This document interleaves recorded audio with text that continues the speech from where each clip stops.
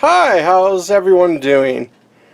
Figured I'd give you a tour of the plants on the back porch. And I've been putting off watering and feeding a few bins, so we're going to do that today. So on the back porch, I just watered my aloe vera plant and my Thanksgiving Day cactus, which has little buds even more profoundly, I guess is the word I want to use. You can see them more, they're bigger all over the cactus. So let me give you a shot of that. So the drippings out of my worm in, which we will water here shortly, I put in through the aloe vera plant, which is this, and these two are growing on the side. I'm not too sure how to replant that because the roots are going sideways. They're not growing, down. And then I added more water to it afterwards, but that's how big the aloe vera plant is. It needs to be repotted. I know that, but I haven't got around to it, and I need a bigger pot. And over in the back here, as I showed the other night, trying to find the bigger buds to show you.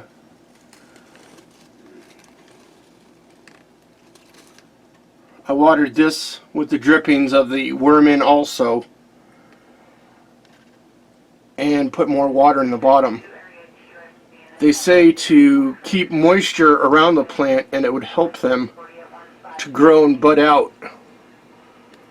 So in here I have the pot sitting in a gallon container jug, which is half cut, and then a cake cover where you get from Safeway, the plastic covers sitting in that.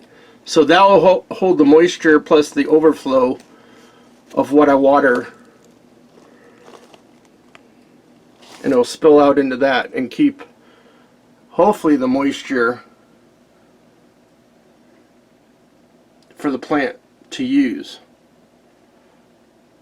I'm just giving you some shots of all the little buds. It's like just after 4 o'clock in the morning, so it's not that bright. I just have one light bulb out here. So that gives you a little bit of a tour of the plants out back here. They're still looking good, even as cold as it is outside. It's a little bit chillier here on the back porch, but not too bad. It's probably mid-60s, maybe a little bit lower than that on here. We don't heat it out here. We just have the hot water tank out here, and whatever heat that gives off is what the plants get. So while I'm giving you a tour of things around here, I'll give you a tour of the bottom of the flow-through that's in my room. And all these castings have dropped down since last time I showed you. This is an awkward position because I gotta have the camera almost down by my feet to show you where everything is. But all this is dropped down, and this will go into the new bins that I start up pretty soon here after I get the living room cleaned.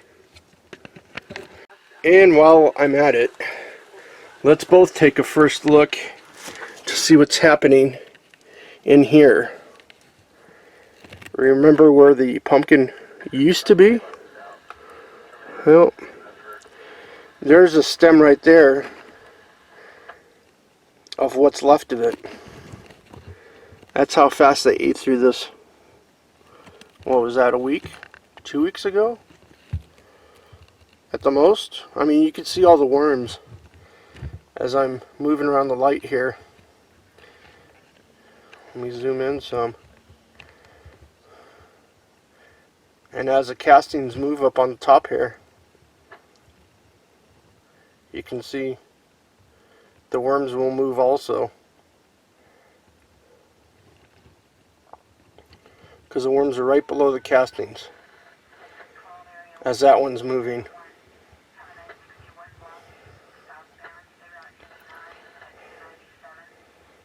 I'm trying to get him right there. He's moving. So that pumpkin didn't last long at all, which it never does. Worms love pumpkin, and they'll chew it right down. The seeds, all the seeds here, I'll leave and let those either sprout if they're going to, or just compost itself. If they sprout, then I'll just pull them up and they'll die, and the worms will feed up on that. Like right there. There's one I didn't even see just till now. So one of the seeds is sprouted, and that's just one seed. That's how big these things get with all the moisture that's in here. And I was going to wet this down, but I might just chop up another pumpkin for them. Seeing I have a few. I didn't go collect pumpkins this year. Last year I collected 27, I think. And this year I don't really have the space to keep them. I've got other plants for the other 3 bins that I use to water wet the cardboard down. So that's going to be kind of an ongoing basis with just wetting cardboard down and using them for all the bins. So I can't really dedicate them to holding the pumpkins. So that's basically why I didn't go and pick up any. I would have liked to, but I have a few here which seem like that's not going to even last a month or more. So I'll have to just use my coffee grounds. And the top of the worm in. I don't think I've ever showed a full video on this, which I should do. It's a very simple device, if you want to call it a device. It's made of Cordura fabric. Let's see on the side here. That's just fabric. It's basically a fabric bag that holds your castings, your worms, and it's food. So if we take a shot or take a look at where the top of the bag is, that's down at least 5 to 8 inches. At least 5 inches. This has gone down. I didn't think it went down that quick.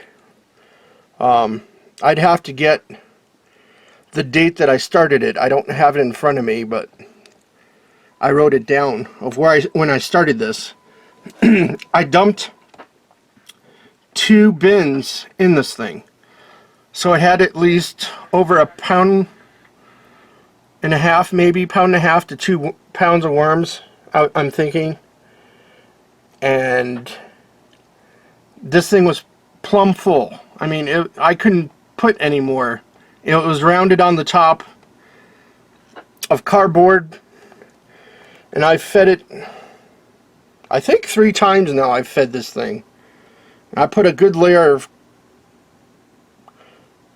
coffee grounds and banana peels this last time into this. So this is very impressive. It went down that quick. Maybe less than 6 months since I made it. I'm not too sure. I know it was sometime late spring, I'm guessing. So these guys have ate. And why this is better than maybe a flow through. A flow through has its own options of why it's good. But this breathes all around. It's a breathable fabric. All this is doing, and it's not waterproof 100%. There's still water that can go out, but if you don't overwater at one time, it will stay and then drop in your bucket down below. But it's breathable, so it's getting air on all sides of the material for the worms and the microbes to eat and break down. The microbes will break down because there's more air, and it helps with the decomposing of the material that you have. So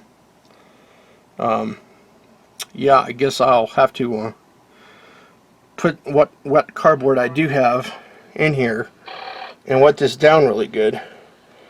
So let me wet this down. I'll show you that. All I do is dump water on it. That's how I wet it down.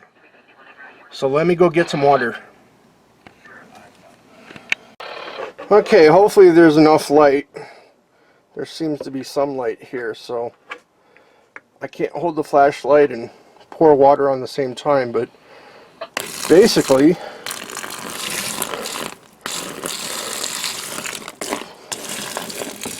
that's how you wet it down. Just soak this thing really good.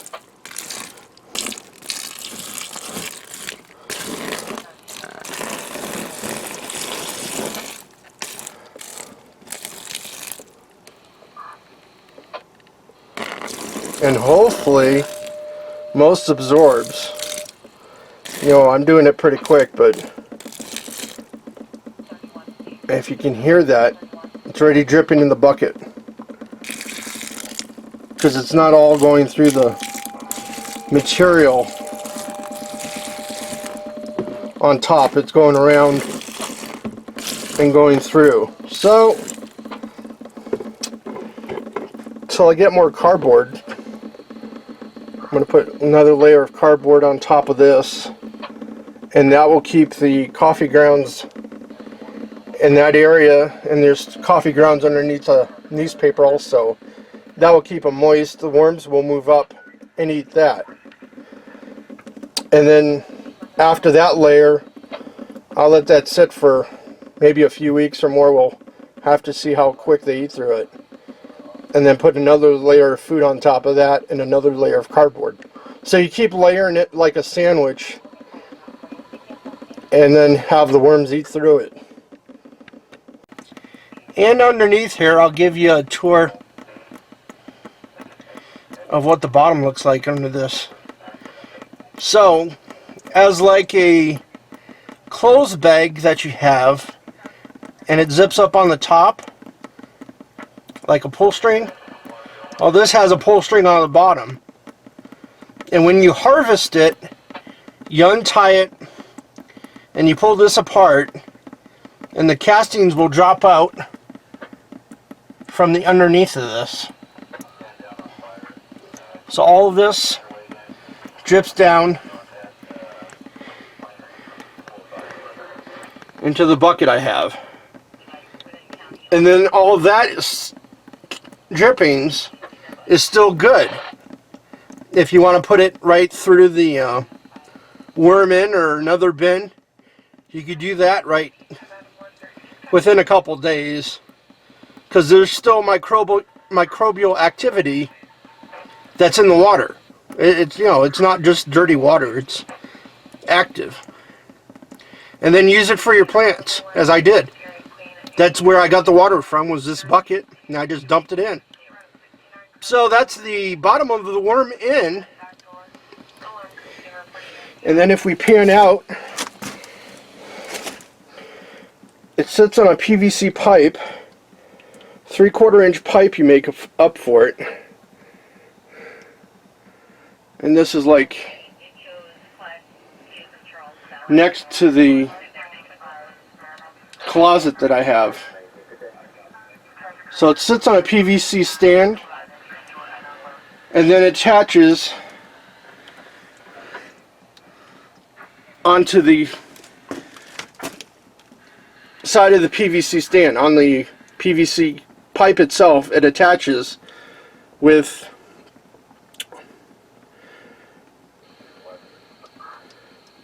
wire.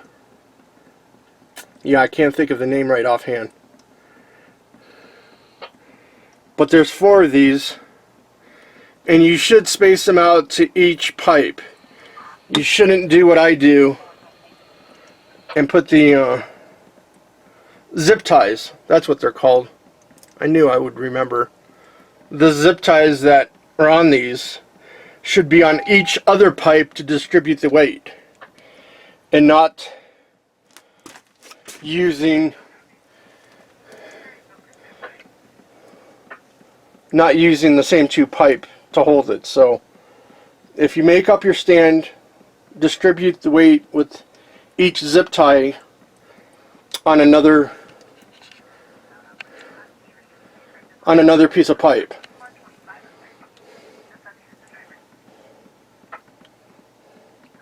So I have a piece of cardboard. You don't really need it, but if there's any drips, drops, anything that gets spilled, it goes onto the cardboard, which there's a few drops right there.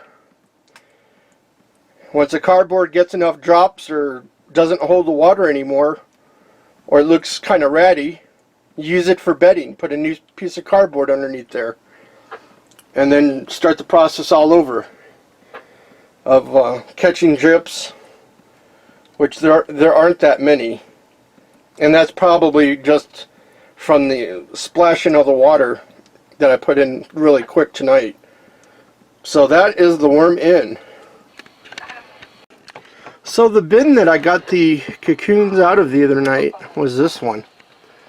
This is really active. There's quite a few worms, and I saw, you know, some cocoons in it. So it needs to be fed. So that's what I'm going to do today. These are, as always, banana peels and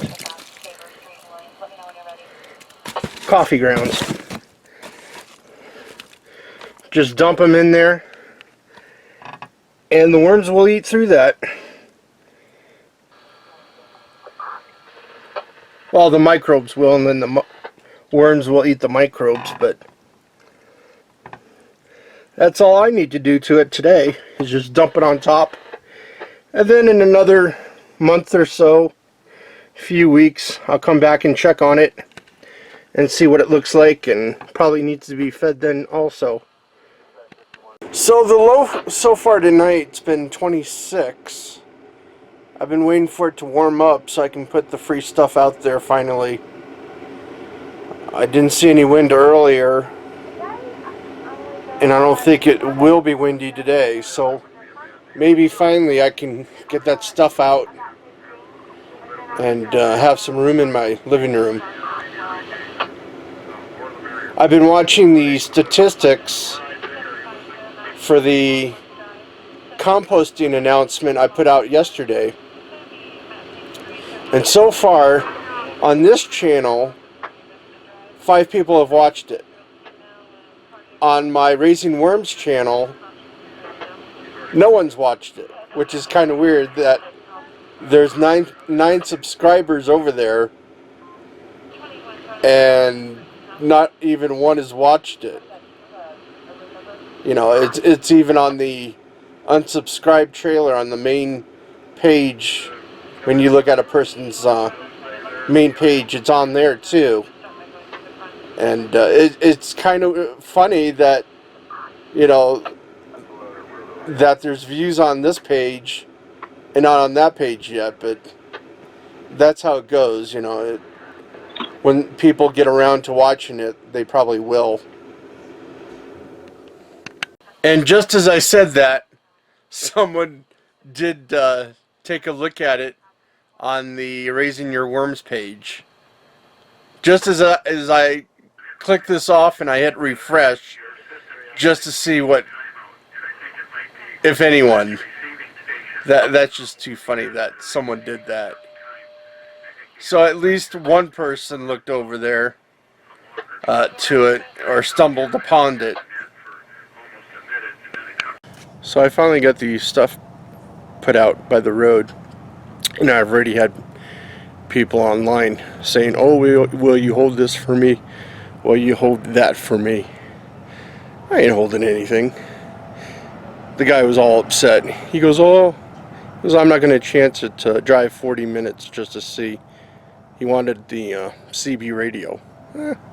That's his problem. So at least I got all this stuff out, and hopefully somebody will take it away. And this is the nice pile of stuff that they're getting.